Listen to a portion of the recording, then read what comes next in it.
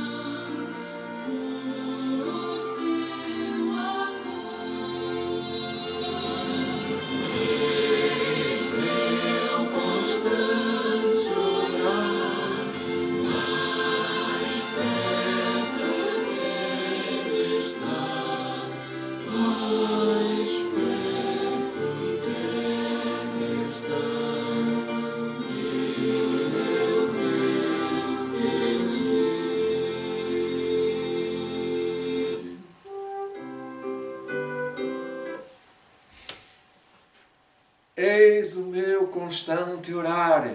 E este deve ser o nosso desejo, estar em oração constante. Nós precisamos de estar sempre em contacto com Deus, através da palavra, através da oração, através do estudo e através do nosso testemunho e através da oração. Vou ler o primeiro texto. Bem-vindos. O primeiro texto encontra-se no livro da Bíblia chamado Lamentações. Um livro pouco conhecido ou pouco falado, que nos retrata as lamentações de um profeta. Nós estamos a falar logo aqui de um grande profeta, foi o profeta Jeremias, que estava a viver uma grande crise, um grande drama, e ele sentia-se quebrantado, chorando, perguntando a Deus e atribuindo as culpas a um povo que estava a desfalecer. E ele dizia, a certa altura, assim: de que se queixa, pois, o homem? De que se queixa, pois, o homem? O homem vivente, diz ele.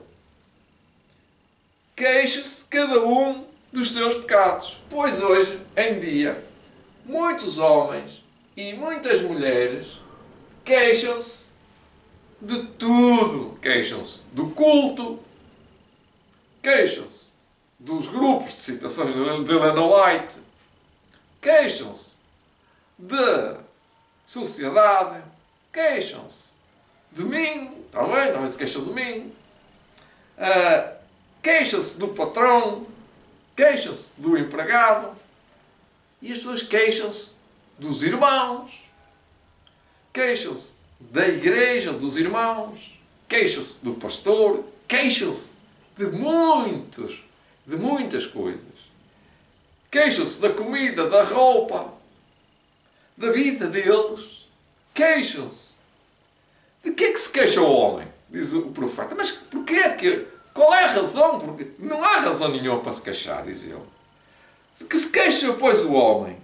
Não tem razão para se queixar, pois a culpa é dele, diz ele. Queixe-se cada um dos seus pecados. Quando alguém vem ter connosco a queixar-se, as pessoas vêm se queixar dos outros, nunca se vem queixar dele.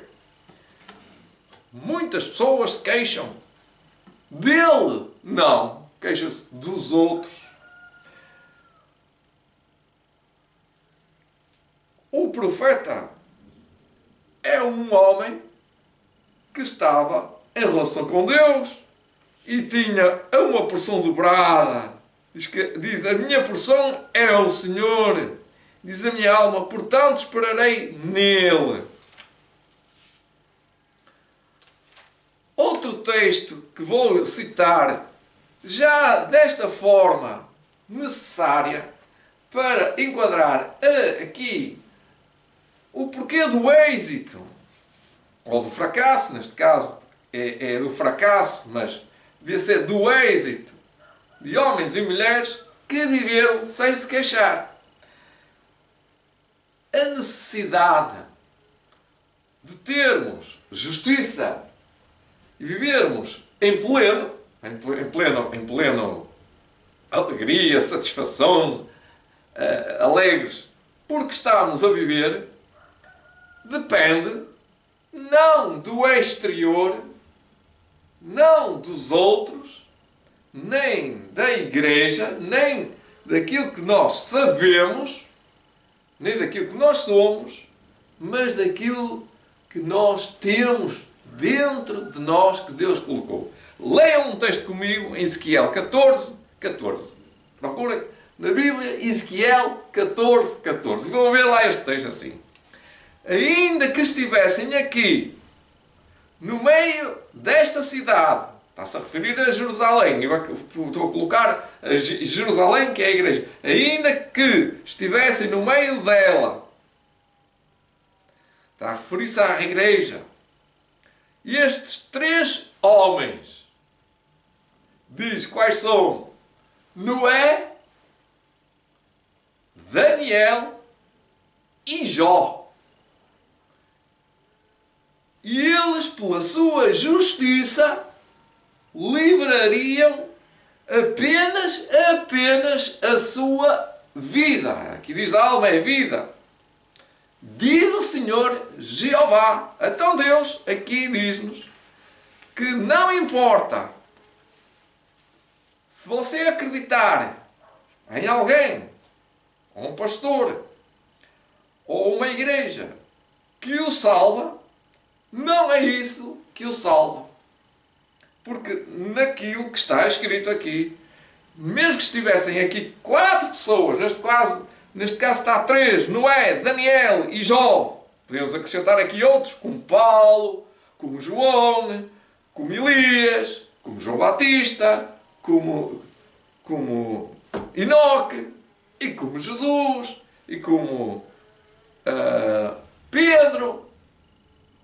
E eles não salvariam ninguém. Aqui não está Jesus. Só Jesus é que salva. Eles não podiam fazer nada por mim nem por si.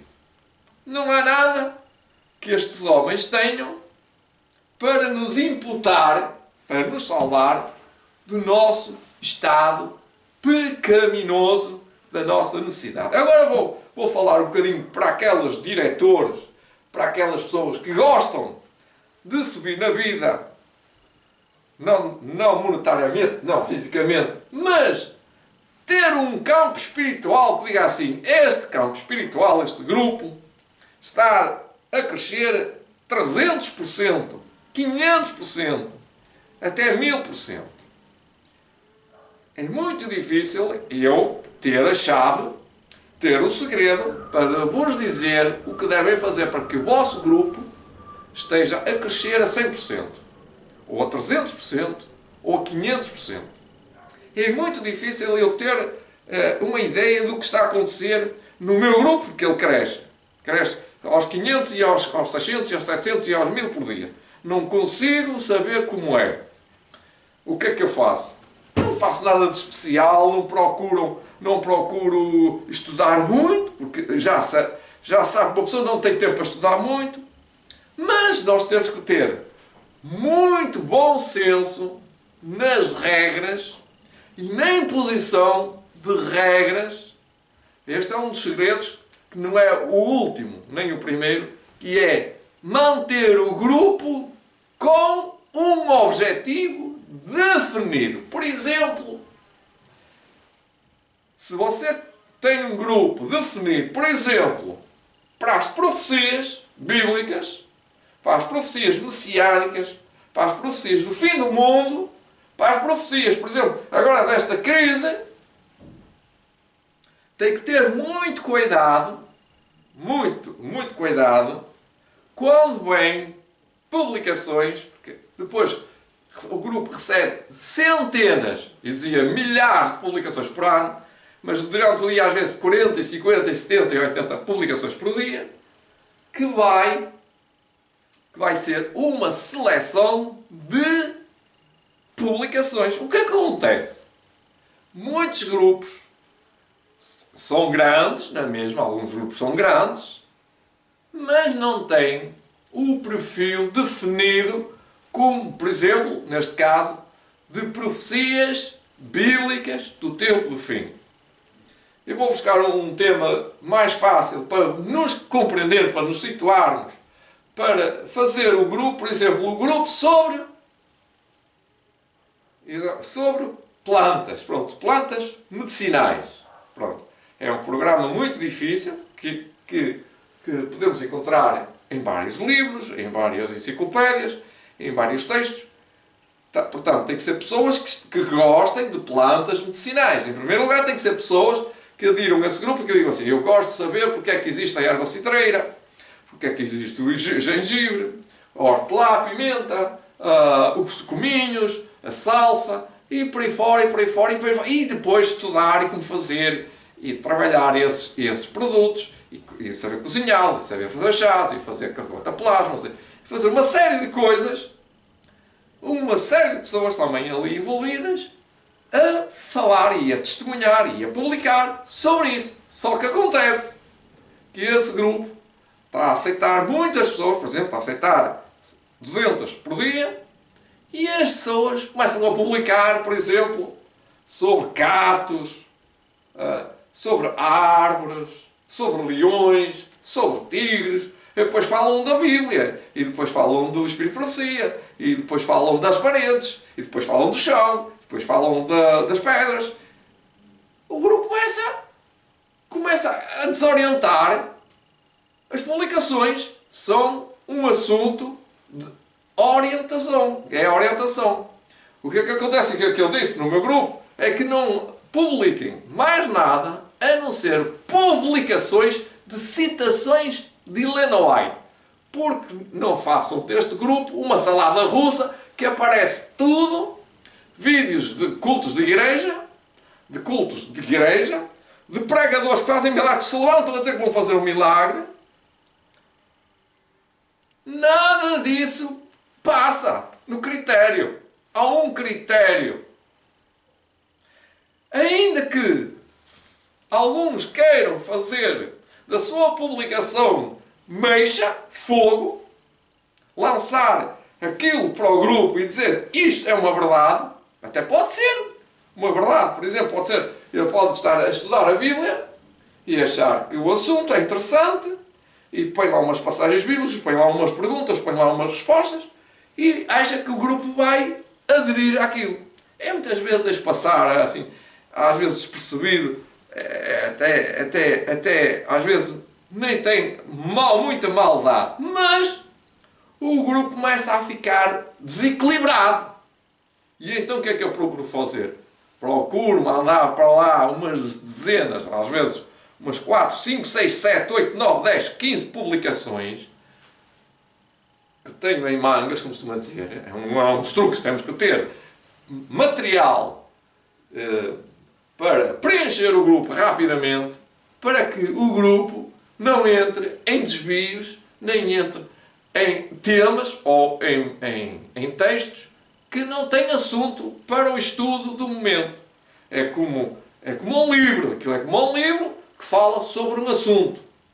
E então eu tenho sempre que fazer muitas publicações, tê-las também já em mangas, quer dizer, à mão, e para lançar diretamente, às vezes às 10 horas da noite, aquela hora da noite que já estou mais sossegado, que já não tenho mais nada a fazer, tenho que acabar o trabalho, é fazer assim, e ponho as publicações a trabalhar. E no outro dia vejo que aquelas publicações têm 300 links, 400 links, 500 links, publicações que já fizemos há 4, ou há 2, ou há 3 anos, ou há 1 ano, ou há meses.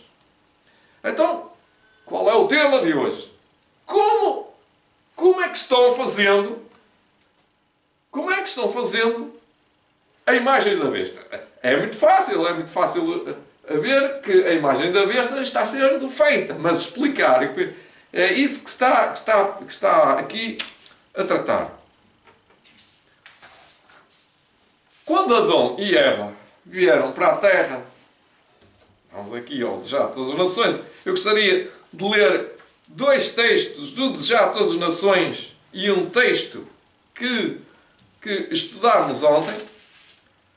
O primeiro texto do capítulo 2 do Desejar de Todas as Nações diz assim: durante mais de 1000 anos o povo judeu tinha aguardado a vinda de Salvador. E vão ver, vocês já se aperceberam, que eles falharam. Como falharam? Isaías diz: então os restos de Jacó estarão no meio de muitos povos, como um orvalho que vem do Senhor, e como gotas de água que caem sobre a erva, sem dependerem de ninguém, e sem separarem nada dos filhos dos homens. A respeito do templo de Jerusalém, o Senhor declarou, por intermédio de Isaías: a minha casa será chamada casa de oração para todos os povos. Mas os israelitas fixaram as suas esperanças em grandezas mundanas. A partir do momento em que entraram na terra de Canaã, afastaram-se dos mandamentos de Deus e seguiram o caminho dos gentios. Era em vão que Deus enviava advertência após advertência pelos seus profetas. Em vão sofriam um castigo da opressão dos gentios. Toda a reforma era seguida da mais profunda apostasia. De toda a reforma que era feita, de todos os profetas que vinham fazer uma reforma, era seguida da mais profunda apostasia. Isto é engraçado, que está acontecendo, por outras palavras, na nossa dita igreja. A nossa dita, que é a nossa igreja. A igreja somos nós, sou eu, és tu, é aquele, é aquela, que podemos cair na armadilha de ser enganados, como diz a Bíblia. Jesus disse em Mateus 24, naquele tempo muitos serão enganados, e esses é que farão a imagem da besta. Como é que se forma uma imagem à besta? Esta é uma palavra que eu não gosto de usar, a palavra besta, mas não tem outro texto, é o texto bíblico que diz, que Apocalipse 13, diz isso: fizeram uma imagem à besta. E todos sabem, está lá escrito. Mas eu pergunto, como é que se forma uma imagem à besta?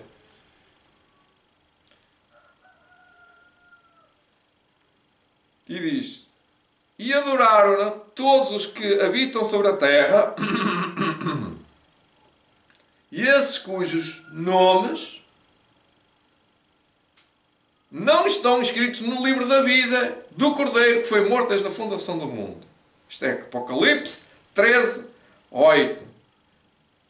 E Apocalipse diz 13:16, e fez que a todos, pequenos e grandes, e ricos e pobres, e livres e servos, lhes seja posto um sinal na sua mão direita ou na sua testa, para que ninguém possa comprar ou vender, senão aquele que tiver o sinal ou o nome da besta, ou o número do seu nome. Aqui há sabedoria, diz o texto. Aquele que tem entendimento, calcule o número da besta. Porque o número de um homem, e o seu número é 666. Eu não vou entrar em pormenores. Como é que se chega a esta conclusão de 666? É apenas um homem que tem esta forma verbal. Como é que nós podemos então ver a formação de um poder eclesiástico, que vai poder manipular politicamente, através de sociedades com religiosos, com poderes militares e com poderes políticos, para fazer com que as pessoas não possam fazer o que querem, nem terem o que querem, não possam depois nem comprar, nem vender, se não tiver, não é o logotipo, não é o sinal, não é o logotipo, não é uma palavra, não é uma frase, não é uma sinalética, não é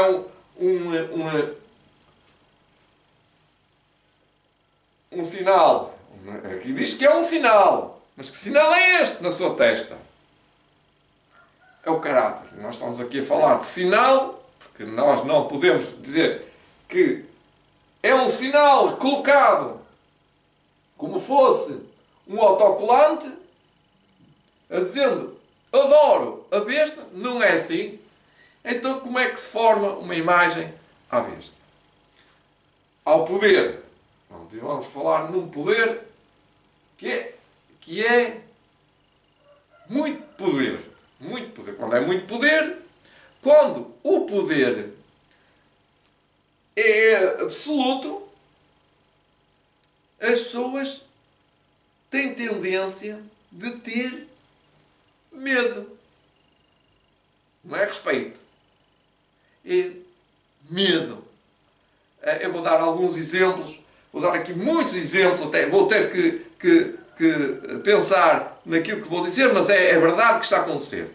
Vocês ligam, por exemplo, para o telejornal. Eu digo telejornal porque pode ser as notícias. Bom, vocês ligam para as notícias em todos os programas da televisão. E a primeira notícia que passa, ou as primeiras notícias, as manchetes, o que é? É sobre máscaras, sobre confinamentos, sobre pandemia, sobre problemas relacionados com o planeta, mas que vocês não veem explosões, guerras, fomes, pestes. A palavra pestes que é, eu vou discutir um bocadinho, não é discutir, eu gostava de ter alguém aqui para dizer o que é uma peste. Se uma pessoa, um historiador, e essa aqui, e há vários filmes sobre o que é uma pandemia, uma pandemia mesmo, o que é uma pandemia. E mesmo que nós ouvimos falar nas notícias, eu já estou aqui neste planeta, não é? Não sou daqui, sou de cá, mas não sou daqui, sou para lá, sou para o céu. Neste planeta, ouvimos falar de notícias, por exemplo, a pandemia que houve da gripe das aves, há coisa de 4 anos, ou 5 ou 6 anos. A sífilis, a sida, uma pandemia dos porcos, o vírus dos porcos, e outras pandemias, na Nigéria, por exemplo, pandemias. E já vi filmes. Então o que é uma pandemia? Uma pandemia.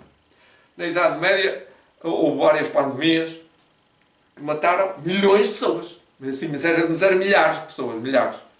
Não era de uma vez, não era de um dia, mas durante meses morriam milhares de pessoas. Mesmo a morrer. Como costuma dizer, mesmo a morrer.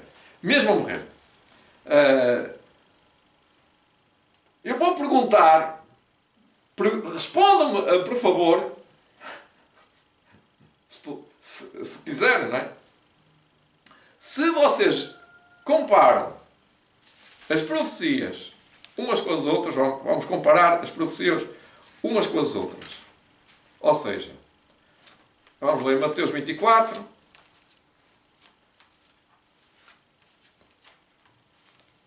Eu sei que o tema é muito vasto. É mais vasto do que 1 hora ou 2 horas. Eu só vou poder falar durante 1 hora. Mateus 24. Gostaria de falar, de apresentar, não é falar, é apresentar aqui as crises que viriam sobre a Terra. No versículo 6 do capítulo 24, só para afinar a voz, diz: e ouvireis de guerras e de rumores de guerras, e não vos assusteis,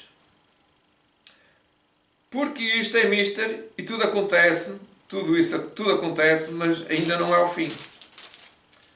Portanto, se levantará nação contra nação. Agora vamos comparar. Há guerra, nação contra nação. Quando há, é uma notícia, é uma profecia que está a acontecer. Vamos comparar. Reino contra reino. É uma profecia que acontece. Vocês podem dizer-me localmente, fisicamente, onde é que há guerra? Pronto. Fomes. Vocês sabem onde é que há fomes? Fomes. É a nível local. É tudo no nível local. E pestes. Também é a nível local. E terremotos. Em vários lugares. Aqui a própria Bíblia diz que é em vários lugares. Não é tudo ao mesmo tempo. Por exemplo, fome. O mundo está todo em fome. Não. Há uma crise aqui. Há uma guerra ali. há um incêndio ali, há um terremoto acolá, há uma fome aqui e há uma peste ali. Em vários lugares. Não é em todos. É interessante que eu agora pergunto se vocês viram guerra em todo o mundo envolvido. Tirando a Primeira Guerra e a Segunda Guerra, como foi, se vocês estão a ver esta profecia acontecer, se isso acontecer, é profecia. Isso é real. Isso pode ser real. Tornar uma coisa mundial.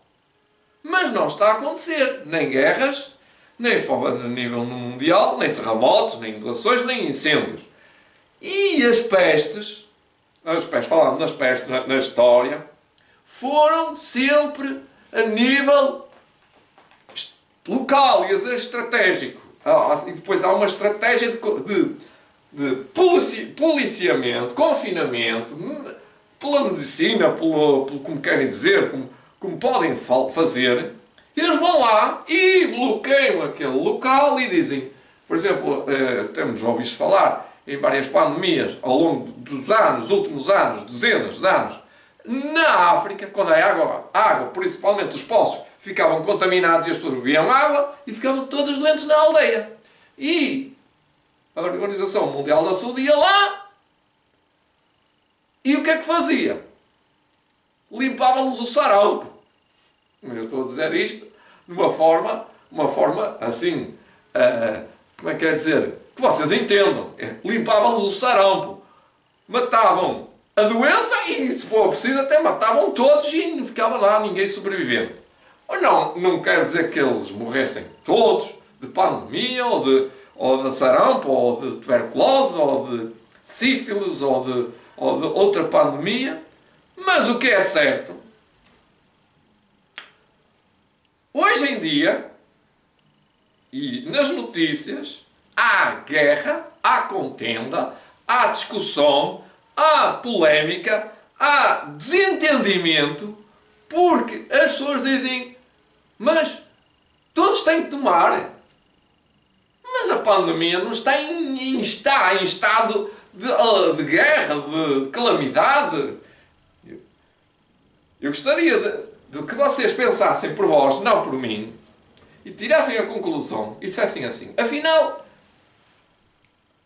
há pessoas que fazem, eu tenho ido a vários lados e passo por vários lados e assim, e pá, quando se passa em farmácias, que fila enorme! Às vezes não está lá ninguém. Ontem passei por uma, não estava lá ninguém, mas na outra estava. E que fila enorme cá fora! Eu, quando vou a uma farmácia, gosto de ser logo o primeiro a ser atendido. Até que quando vou, até nem está lá muita gente. Há coisa de uma semana, ou duas, ou três, ou quatro, já não tenho ido às farmácias. Este ano já não fui. Acho que só fui uma vez. Porquê? Porque todos vão fazer um teste, e vão fazer outro teste, e vão fazer outro teste. Estão a fazer testes. Eu acho que não é normal, para mim, não é normal e uma doença ser tão contagiosa, ser tão problemática, sem estar a morrer pessoas que nunca morreram, assim, como se vê nos filmes, não é, eu não estou a dizer que os filmes sejam aquilo que acontece, mas como se predestinou, ou como eles elaboraram, que toda a gente está a morrer de pandemia. Toda a gente vai morrer de pandemia se não tomar a vacina. Mas toda a gente. É um perigo. É um perigo absoluto. É um perigo inegável. É um perigo mesmo iminente. É a destruição final. Eu acho que não. Desculpem. A minha franqueza, a minha amorável vida está em jogo. Não sei se posso até também morrer de um vírus, não sei, não é esse que está em casa, mas se vão morrer, não vai morrer milhões. Ou se morrer, por exemplo, 1 em 1000, não morre milhões. Mas o que se preconiza, o que se diz, é o que se preconiza, desculpem a frase, que é aquilo que se diz é que todas as pessoas deviam estar a fazer o teste. Todas, mas todas. Todas. Todas. Quando digo todas, é se calhar até os mortos. Pois, até os recém-nascidos. Até aqueles que estão a morrer. Todos. Eu não sei responder. Eu não sei responder porque é tanta a preocupação. Em primeiro lugar, Satanás não tem poder para destruir assim as pessoas a torto e a direito com esta pandemia. Em segundo lugar, Deus tem um plano que tem que o cumprir e tem que levar avante com pessoas saudáveis, com pessoas cheias de saúde, bem dispostas, como o profeta Elias. João Batista tinha algum problema de doenças? Não. Enoque tinha algum problema de doenças? Não. Moisés tinha algum problema de doenças? Não. João na ilha de Patmos tinha algum problema de doenças? Não. Apenas ele foi atirado para um caldeirão a ferver de azeite e não morreu. Ficou todo queimado, todo queimado de pele, mas eles ficaram admirados que ele não morreu. Portanto, Deus tem um povo santo, um povo peculiar, um povo especial, e deve ter mais pessoas, muitas pessoas, sem ser adventistas do sétimo dia, que Deus vai dizer a eles, ou eles vão sentir que Deus vai dizer, para também pregar a mensagem do Advento. Então, chegado até aqui, como é que a imagem da besta está sendo formada? Então eu vou explicar de outra maneira já melhor. Pronto. Pronto. Eu, como trabalho com madeira, vou falar de madeira. E olho para uma árvore em pé, e começo a tirar as medidas, a calcular o peso, e digo, esta árvore vai cair, pelos meus cálculos, vai cair a focinhar para ali. Mas eu quero que ela afocinhe um bocado para acolá. Eu vou ter que dar uns cortes aqui, ali, e ela vai afocinhar para acolá. Vai desequilibrar o peso dela, que ela pode cair para ali. Ali tem campos, tem ali umas vinhas, eu não quero que ela caia nas vinhas ou naquelas casas, eu quero que ela desvie e venha para aqui, para esta zona. Eu começo a desenhar, a planear. Depois pego no tronco enorme, no tronco, ainda não é tronco, é uma árvore enorme, e começo a tirar os rancos por cima, os rancos de lado, as folhagens, o que é os rancos com as folhas, e tiro, e limpo, e demora aqui algum tempo. E depois corto em rolos, às vezes 3 metros, 4 metros, 5 metros, 6 metros, conforme a árvore e o porte da árvore e o transporte que tiver. Pego nos rolos e levo-os para um transportador. O transportador tem que ter outra máquina para pôr os troncos em cima do transportador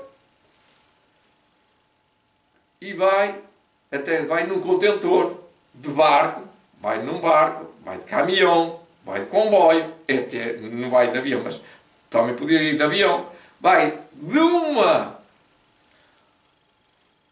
um continente, por exemplo, do continente africano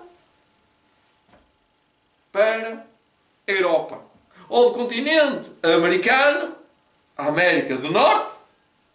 Vou-me referir ao carvalho americano. O carvalho americano diz que vem de lá. Não é que tem que acreditar, vem de lá. O carvalho americano, então vem transportado em barcos, em contentores, chega ao cais e sai do cais. O cais vem de barco, sai do cais num contentor e entra num caminhão. Um caminhão de grande porte. E vai no caminhão até uma empresa. E na empresa descarrega com pessoas especializadas, que algumas, como eu, que tiram o material, neste caso os troncos, às vezes os troncos, ou já as tábuas feitas, tiram do contentor as tábuas. Estão a formar alguma coisa. Olhem, podem passar a fazer tábuas, se eles não terem feito, podem passar as tábuas e limpar as tábuas, que é plainar as tábuas, tirar as arestas, cortar, fazer as medidas e não está pronto. Depois vai para outra fábrica. Vai para outra fábrica, que agora aí vai para uma carpintaria. E na carpintaria podem fazer mesas, podem fazer cadeiras, móveis, podem fazer uma série de coisas em madeira, como até tacos e soalho e madeira para todos os materiais que se gastam. Portanto, estamos a fazer uma imagem, estamos a fazer um móvel, neste caso estamos a fazer um móvel, que traz a imagem da madeira.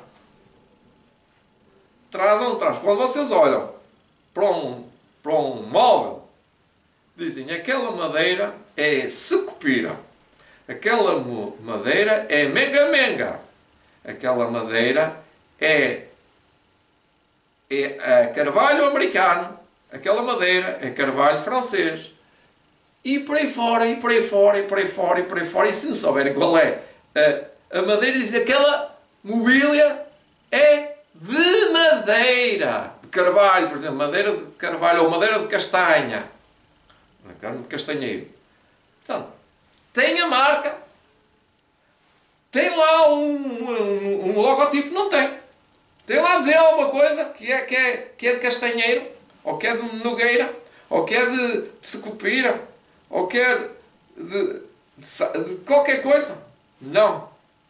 A própria madeira tem os seus desenhos, os seus feitios, as suas normas, que diz quem é ela. Ela é uma imagem à sua imagem.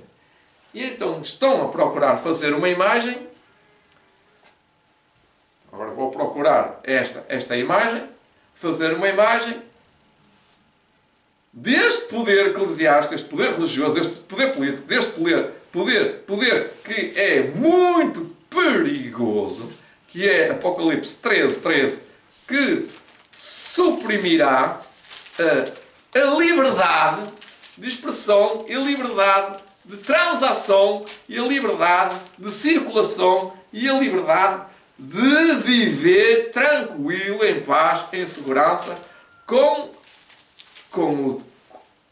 o meio ambiente, com o trabalho, eu preciso, por exemplo, meter gasolina, suponhamos, eu que gasto gasolina, ou gasto gasóleo, mas pronto, quem gasta nos transportes gasolina, chega a um certo período que é cancelado o direito de comprar e vender. Ele vai com o cartão pagar, e o cartão dele diz assim, não pode. Não pode. Se não pode, o porquê é que não pode? Se você guarda o domingo. Não, eu não guardo o domingo. Eu guardo o sábado. Então o cartão já foi bloqueado. Como é que nós sabemos isso? Nós não sabemos, nós não temos nada escrito no Jornal das Notícias a dizer isso, não é? Nós não temos. Temos a Bíblia, o Espírito de Profecia. O diabo fez duas promessas, e agora vamos citar o que nós aprendemos. Deus fez no Éden duas instituições que começaram aqui. Ele fez aqui, elas começaram cá. Aqui, onde é que começou no Éden a família e o sábado? Foi no Éden. E o diabo fez duas promessas a Deus para destruir o sábado e o casamento. Ele fez planos, ele não fez verbalmente a Deus, e chegou lá ao céu a dizer que ia fazer isso, mas de certeza que Deus sabia que ele ia fazer isso. Portanto, nós estamos super avisados que ele fez duas guerras em paralelo que vai destruir os 10 mandamentos visando a importância de Deus. Nos outros mundos, eu tenho que referir isto porque há pessoas que não sabem, nos outros mundos não há pecado. Vejam, Adão e Eva pecaram, mas os outros mundos não pecaram. Consideraram o pecado como ofensivo a Deus e não transgrediram o pecado, os mandamentos. Para haver uma ofensa a Deus, tem que haver lei. E eles guardam os mandamentos, incluindo o sábado, sim, e a fidelidade do casamento, ou conjugal. Como é que nós sabemos isso? Eu não tenho aqui o texto de Job, mas Job diz que houve uma assembleia no céu, Job 1 e Job 38, houve uma assembleia no céu, onde Satanás foi o representante deste mundo. Tem que ler o versículo bíblico, está em Job capítulo 1 e capítulo 2. E no capítulo 2 diz: Então o Senhor disse a Satanás, de onde vens? E respondeu Satanás ao Senhor e disse: De rodear a terra e passear por ela. E ele anda aqui a passear. E ele anda a passear, mas ele dá cabo da vida às pessoas. E disse o Senhor a Satanás, leia o versículo 1 primeiro para compreendermos o contexto. E vindo outro dia em que os filhos de Deus, refere-se a outros mundos, vieram apresentar-se perante o Senhor, portanto vieram de onde? Vieram de outros mundos, veio também com eles, ou entre eles, apresentar-se perante o Senhor Satanás. Satanás não ia fazer lá representação de Adão e Eva. Ia dizer que tinha usurpado, ele era usurpador.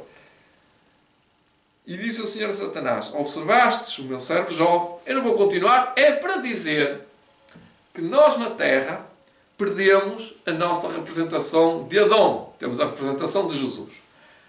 Noutros termos, nós somos o único planeta a nível estelar, nos céus todos, é o único planeta que transgrediu os mandamentos da lei de Deus. Foi o único. Foi ou não foi? Os outros não transgrediram. Por esta razão, o sábado é guardado em todo o universo. Até no novo céu e na nova terra haverá sábado. E os outros povos estarão connosco. Também guardarão o sábado. Mais outra prova bíblica. Só que Satanás tem vindo a fazer ou a criar com que as pessoas façam uma imagem, procurem fazer uma imagem, não é procurar, ele está a implementar, a criar, a fazer a imagem da besta, do poder eclesiástico. Como é que ele consegue isso? Ele está a conseguir, ele consegue. Tanto consegue que conseguiu quase, está quase no fim. Através destas coisas que estávamos a falar, eu pego sempre no meu termómetro, não tenho outra coisa para fazer testes, os meus testes.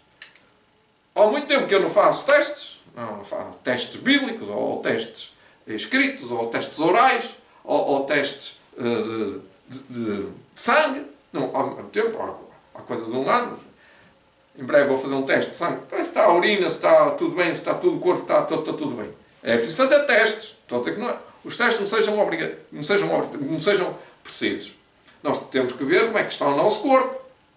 Se tem células malignas, se tem colesterol, se tem outras doenças, se tem vírus até, podemos ver através do sangue. Nós podemos analisar o sangue e dizer assim: este sangue está cheio de colesterol, está cheio de triglicerídeos, está cheio de ácidos gordos, está cheio de porcarias. Então, é um teste sanguíneo. Estamos a falar de teste sanguíneo. Mas hoje em dia, massivamente, as pessoas estão a fazer testes. Como é que se chama? É um teste invasivo. Eu chamo-lhe teste invasivo. Por outras palavras, é um teste animal. Acho que se vocês fizerem isso a um animal, eu nunca pensei nisso. Se vocês querem fazer um teste a um animal, o que é que o animal faz? Salta! Ele salta-vos das mãos. Se vocês puserem alguma coisa dentro do nariz de uma criança também, ele também não vai gostar. Se vocês puserem uma palhinha, um dedinho, um palito, ou como é que... Um cotonete, já se chama cotonete, mas não é cotonete. Se puserem um cotonete no nariz das criancinhas, 1 ano, 2 anos, 3 anos, 4 anos, elas vão dizer o quê? Elas vão dizer, o que é isto? Eu não quero isto, eu não posso acreditar que as crianças aguentem um teste. Podem estar doentes de tal maneira que nem consigam perceber o que estão a fazer. Então as crianças não devem estar boas. Devem estar mesmo doentes. Façam isso a um animal. Façam isso a um animal doméstico. Não digo que façam isso a uma galinha, que a galinha, coitada, a galinha ia espernear toda. Mas façam isso eu não vou dizer para fazer, não é? Se vocês fizerem isso a um animal, o animal foge. O animal dá-te asas. O animal dá-te patas. O animal desaparece. Olha, se vocês quiserem fazer inimigos, se vocês quiserem ser inimigos dos animais, façam testes. Estão a fazer testes aos seres humanos. Os animais são inteligentes, não têm raciocínio como nós, não sabem o que é que estão a fazer, não têm entendimento, e dizem assim: isto é anti-humano.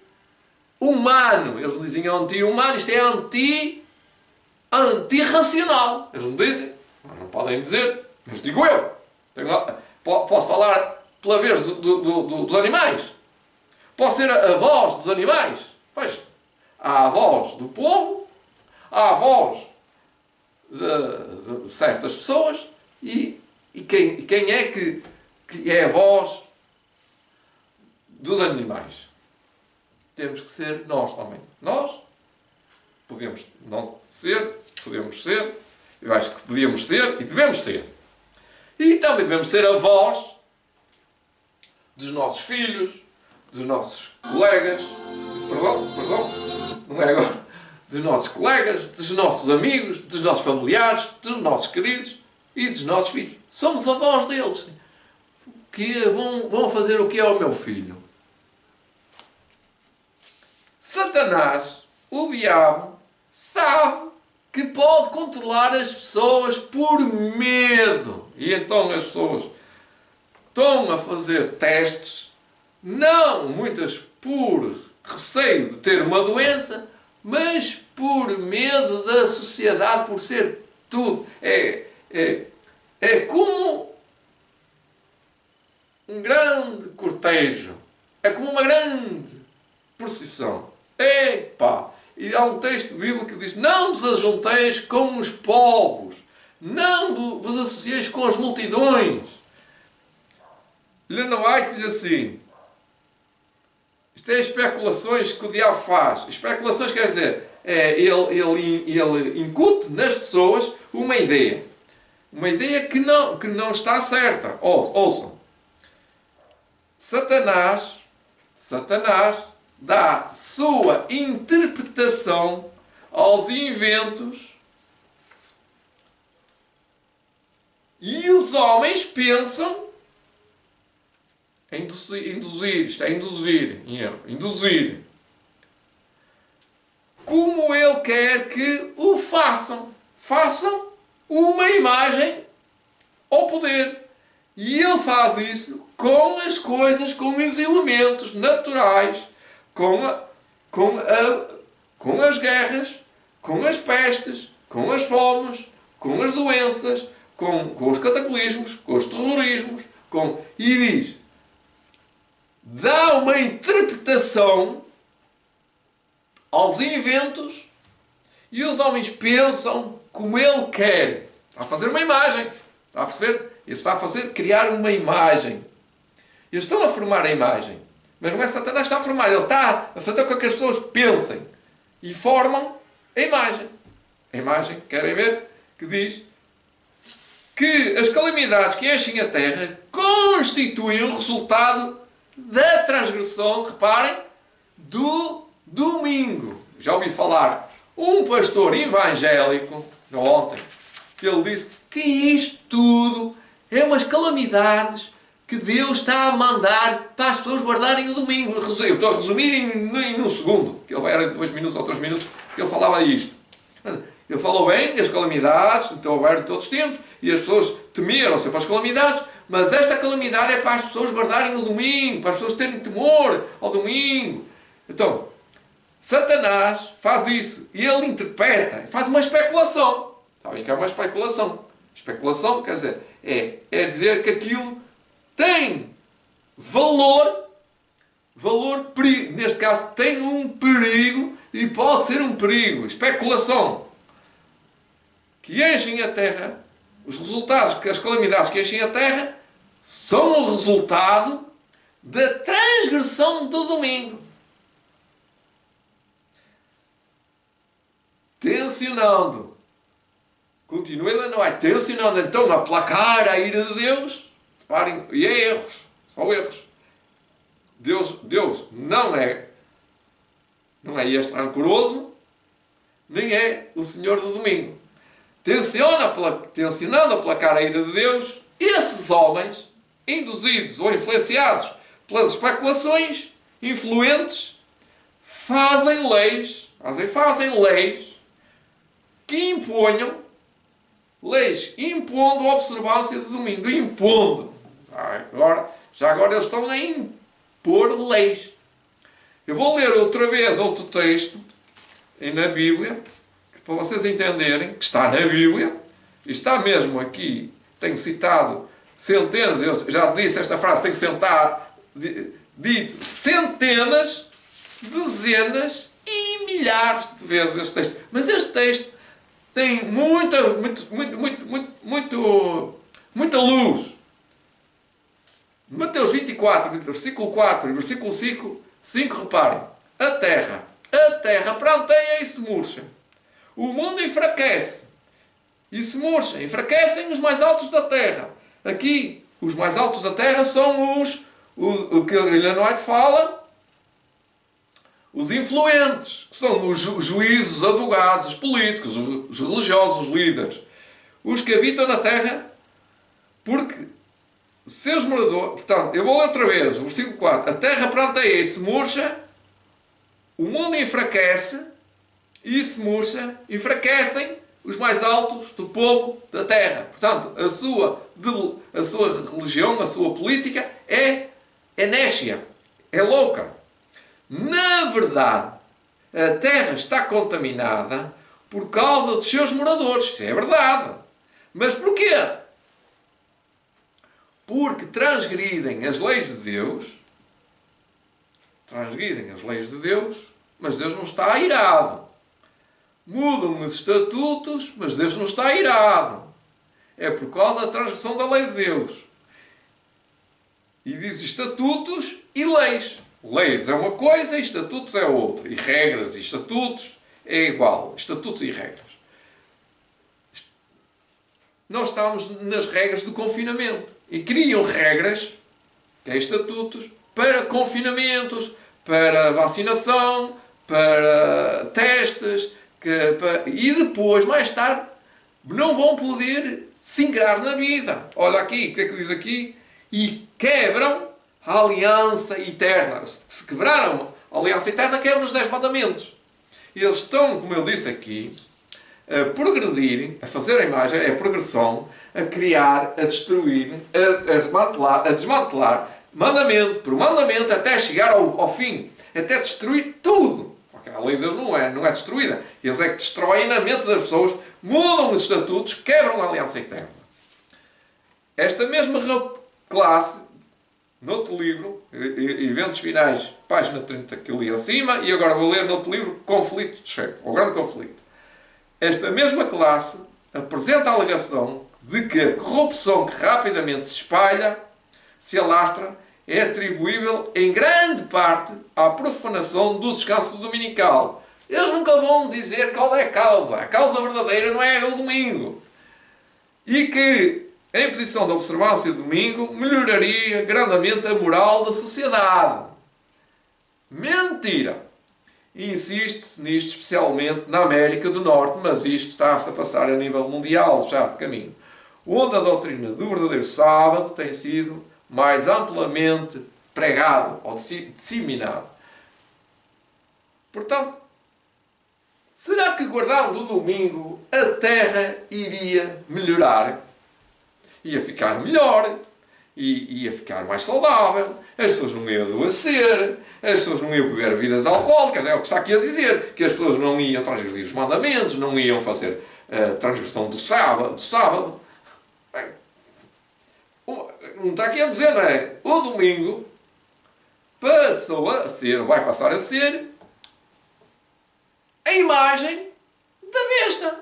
Ou seja, é a imagem do poder, da representação, da autoridade que segura o mundo.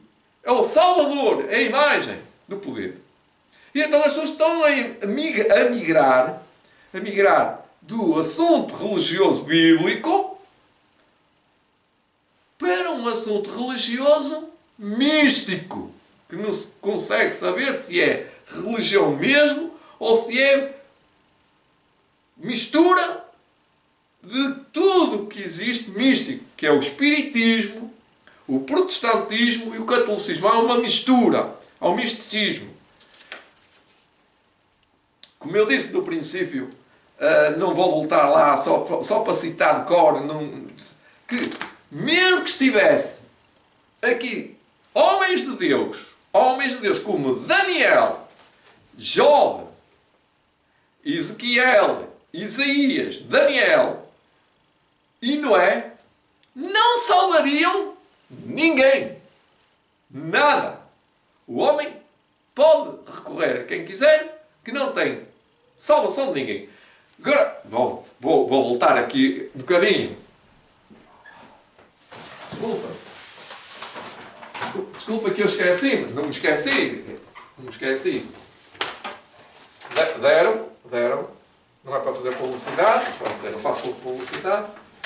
Tem quem me deu. Digam. Agora, a Bíblia dizia assim: mesmo que aqui estivesse na terra Job, Daniel e Papa Francisco, não salvariam o mundo. Reparem, eu estou a dizer, nem que estivesse, ele está, para cá está, mesmo que esteja Daniel, Job, eu vou-vos dizer onde é que está o texto. Está em Ezequiel. Agora, gostaria de completar.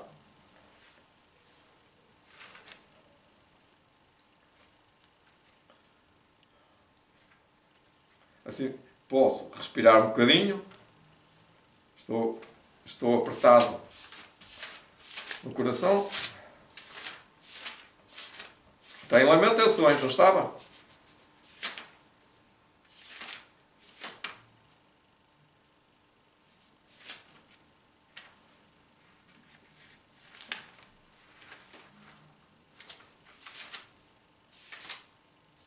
Está aqui. Está em Ezequiel 14:14. Ainda que estivesse cá, no planeta, ainda que estivesse no meio da igreja de Jerusalém, da terra, os homens, estes três homens, Noé, Daniel e Job, eles pela sua justiça livrariam apenas a sua alma, ou a sua vida, é alma e vida. Diz o Senhor Jeová. Aqui ele faz alguma coisa. Só pode salvar-se ele próprio. Só pode. A justiça que um homem tem é só dele. Não pode imputar a justiça dele para ninguém. Se é que a tem. Não estou a dizer que não tenha. Só estou a dar um exemplo.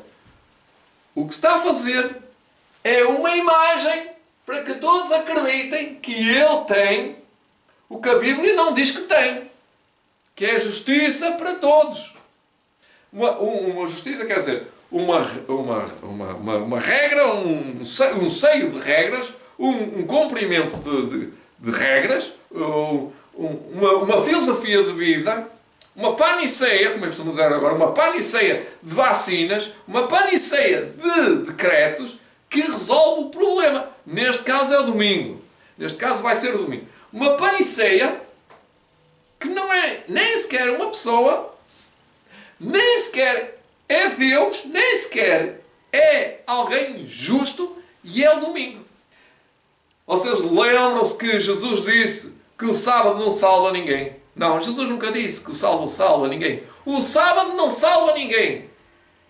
Quem salva é Jesus. O Salvador é Jesus. Jesus apenas veio salvar o que se havia perdido. Perdeu-se o sábado. Perdeu-se, sim, senhor. Perdeu-se o respeito pelo sábado. Perdeu-se. E Jesus veio salvar o que se havia perdido. Como é que ele fez isso? Fez uma imagem ao sábado. Ele representou o sábado. Lembram-se como é que eles representavam o sábado? Muito mal, não era? Eles faziam regras, eles impunham restrições no dia de sábado, e pá, as pessoas não podiam se mexer. E ontem disse assim: eu no sábado eu posso ir a Nova Iorque.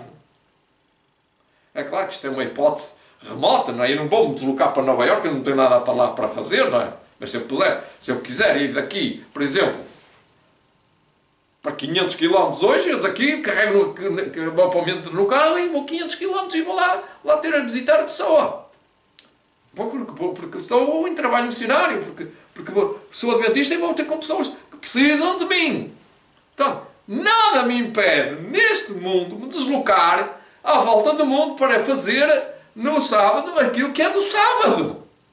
Mas os religiosos do antigo Israel, o povo judeu, eu estava a ler, vocês devem ler este capítulo que eu estava a ler, que é o povo escolhido, que diz: mas os israelitas fixaram suas esperanças em grandezas mundanas. E apesar dos israelitas desejarem o advento do Messias, não tinham um conceito correto da missão. Eu vou ler isto mais tarde, com mais tempo, e vou debruçar convosco. O reino de Deus está próximo. É um livro muito profundo. Dizer muito profundo, é muito vasto. Portanto, a imagem da besta, ao ser criada, ao ser vivida e a ser apresentada ao mundo, e sendo como um salvador da pátria, um salvador do mundo, passa a ser, então, ele a dizer a imagem que é que tem que fazer. Tem que fazer o domingo, tem que observar o domingo, porque eles arrastam as pessoas para a sua sardinha, não é? Pronto. Não é outra coisa senão isso. Tem maldade? Tem, sim senhor. O que é que vai acontecer? Há um desrespeito pela mensagem de Deus, em que diz que a autoridade de Deus vai ser tirada. E diz Apocalipse 14, por exemplo, 14, e Apocalipse 16, e Apocalipse 12, e Apocalipse 13, mas o 14, que diz assim, 14.6 e 14.7, mais o 7, dizendo com grande voz esta mensagem: temei a Deus e dai glória, porque vinda é a hora do seu juízo, e adorai aquele que fez o céu e a terra e o mar e as fontes das águas. Isto aponta para o sábado. Isto aponta para a criação. Aponta para o Criador. Aponta para Jesus como o único Salvador. E nós, ao observarmos o sábado, estamos a mostrar ao mundo que amamos a Deus e que recebemos de Jesus a justificação, como Noé. Éramos justos, então são justos. O justo vive pela fé. Está tudo resumido. Conclusão: a imagem da besta está a ser feita de uma forma às claras, mas que é por uma especulação, por interpretações aos inventos que Satanás faz crer às pessoas, que elas creem de uma certa maneira que é, eu diria, patética, só porque a Bíblia diz que eles seriam enganados. O mundo seria enganado. Satanás engana. É astuto, ele estuda a maneira de enganar, é astuto. Ele não vai dizer que é o domingo, olha, tens de guardar o domingo, senão mato. Não, ele não faz isso. Ele é astuto. Ele procurou fazer uma imagem. Foi fazer uma imagem, como eu disse, é como fazer um móvel. Começa de uma árvore até chegar ao móvel. Demora muito tempo. E vai demorar, se algum tempo demorar, a estátua não, a imagem está feita. E como a estátua de Nabucodonosor também demorou o seu tempo a fazer, na fornalha, ou nos fornos, ou na forja, e nos moldes de Babilónia, para aparecer uma estátua, demorou tempo a fazer uma imagem, não é? Não chegou lá e deu um pontapé e aquilo apareceu para cima, não é? Fazer uma imagem é preciso esforço. E o esforço que está sendo feito está sendo feito com máscaras, com testes, e como as coisas vão continuando, mas está a ver, o teste está a dizer que está tudo cheio de vírus, cheio de Covid-19. E as pessoas vão dizendo, acreditando. E ninguém assim a morrer aos tortos. Então, vacinando, sempre. É um vício, já não é um vício. É uma praga. Já não é uma pandemia, é uma pandemia da praga. A praga tem uma pandemia. Porque tornou-se uma virose virtual. Tornou-se uma coisa sintética, muitas vezes sintética, apenas produtos sintéticos que trabalham produtos humanos, dizendo que tem Covid e tem, todos têm que ter, e todos já tiveram, se não tiveram, vão ter. Amigos, desculpem lá, muitas pessoas morrem de cancro, mas uma grande parte das pessoas não tem cancro. Muitas pessoas vão morrer de hipertensão, ou de coração, ou de AVC, mas nem todas têm hipertensão, nem tensão arterial alta, nem coração estragado. Mas há uma percentagem. Há sempre uma percentagem de pessoas que têm uma determinada doença. Ou dos olhos, ou como eu costumo dizer, todas as pessoas são doentes. Umas são dos olhos, outras são das pernas, outras é da cabeça, outras é da barriga, outras é do coração, outras olha, tantas doenças que as pessoas têm e só podem ter uma. São preocupados com uma, com as outras já nem contam, as outras nem existem. Mas o que eu quero dizer é que as coisas estão equilibradas, não estão desequilibradas. Não vamos dizer que estão todos com pandemia, nem vamos dizer que todos não têm pandemia. Há um equilíbrio. E Deus é Deus, e não há outro Deus que eu conheça como sendo o Deus que mantém e governa. Mesmo o mal, Ele não deixa Satanás destruir, porque a vontade de Satanás era essa, era destruir. Mas Deus mantém e controla.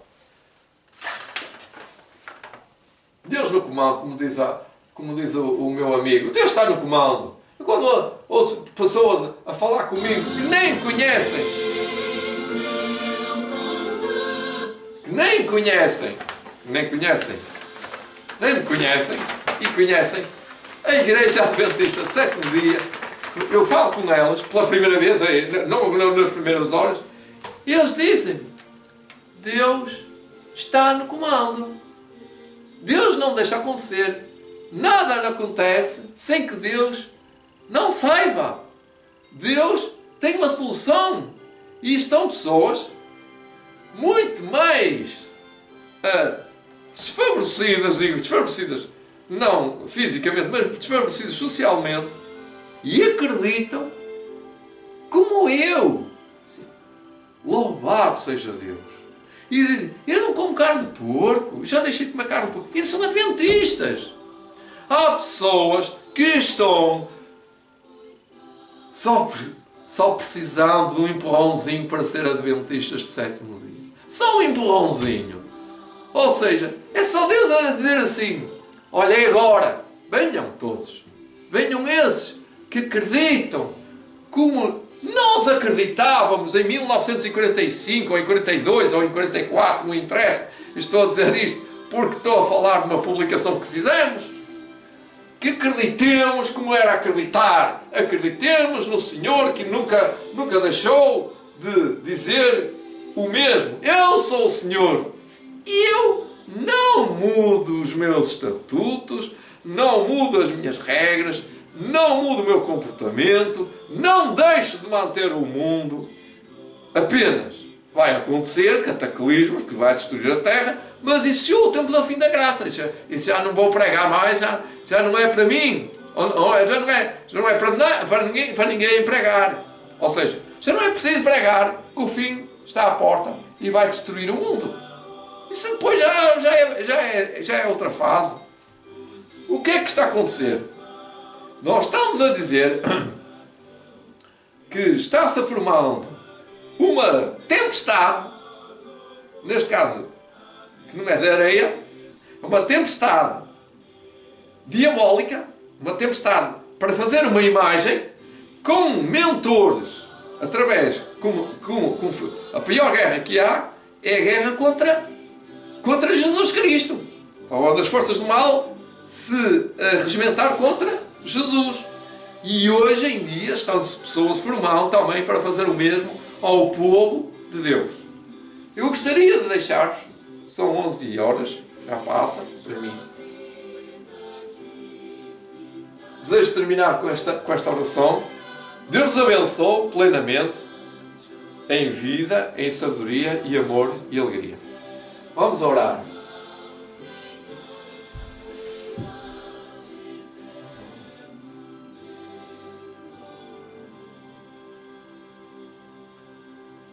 Querido Deus e nosso Pai, obrigado por esta manhã, por partilharmos a fé de Jesus e a Tua Palavra.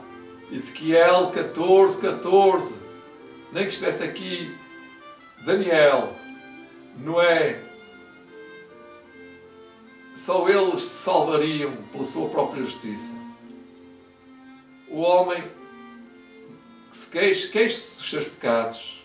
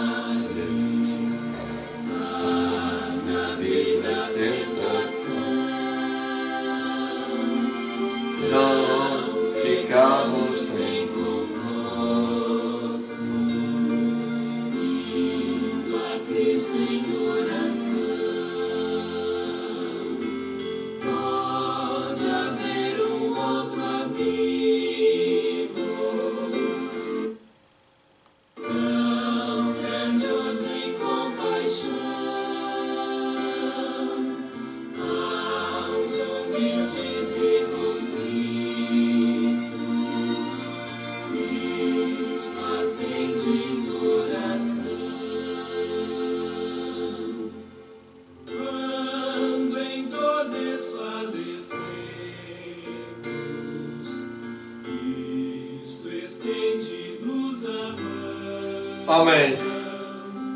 Pois é sempre a nossa força, é refúgio em oração. Isso aqui nos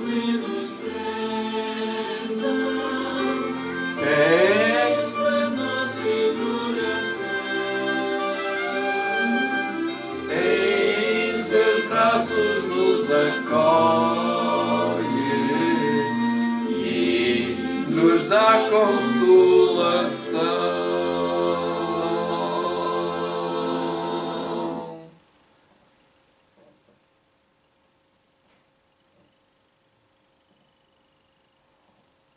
Pronto, estamos a chegar ao fim.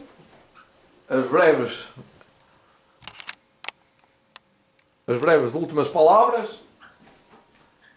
As breves últimas palavras é para vos dirigir um bom sábado, um feliz sábado, na companhia dos vossos amigos e familiares, e que repartilhem este vídeo e que assistam a meus vídeos, aos vídeos que estão aí em série, que estejam cheios de força, cheios de fé e ânimo, porque vamos vencer como Jesus Cristo venceu. Pronto, até a próxima. Foi Fernando Ferreira convosco, está sempre convosco. Amém.